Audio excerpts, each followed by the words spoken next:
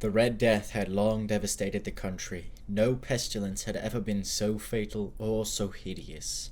Blood was its avatar and its seal. There were sharp pains and sudden dizziness, and then profuse bleeding at the pores. Scarlet stains upon the body, and especially upon the face, were the pest ban that shut him out from the aid and sympathy of his fellow men, and the whole cause would span the course of half an hour. But Prince Prospero was happy and dauntless. When his dominions were half depopulated, he summoned 1,000 guests of his court to retire to the deep seclusion of his abbeys. This was a magnificent structure, the creation of the prince's own eccentric taste. Once all his guests had entered his palace, he had the courtiers close the iron gates and weld the bolts. There would be no means of ingress or egress to the sudden impulses of desire or frenzy. A sight to behold! I have left the world to sort its faults, and with me I am accompanied by the finest pleasures life has to offer, and 1,000 guests to feed the social cravings that inconvenience life secluded to thine abbeys. Over the course of 5 or 6 months, the prince and his guests lived a life of luxury and pleasure.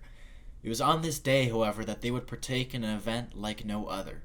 Prince Prospero would entertain his 1,000 friends at a masked ball of the most unusual magnificence. It was a voluptuous scene, that masquerade.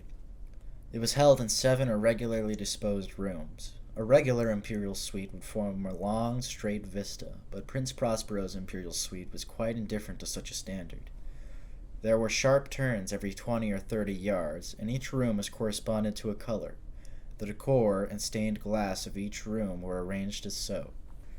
The first room was blue, then came purple, the third was green, then yellow, white, violet, and lastly, with decor of black velvet, though peculiarly shrouded in a veil of scarlet light from the blood-red glass, there was a red room.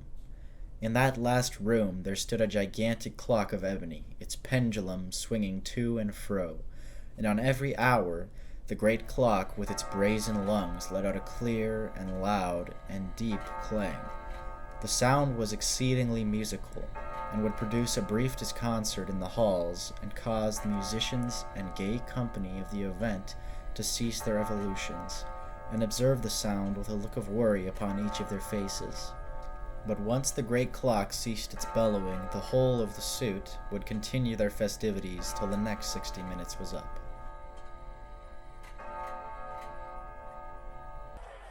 Who is that guy? What the heck?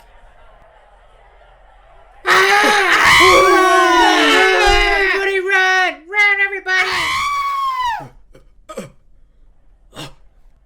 Who dares? Who dares insult us with this blasphemous mockery? Yeah! Seize him and unmask him! Go get him!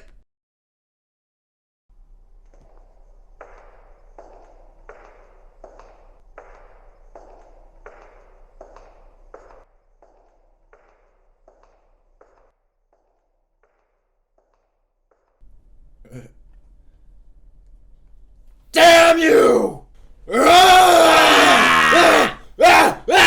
Shin! Get out of my way! Take this! No. No, no, no, no. Oh, please! Please! No! No!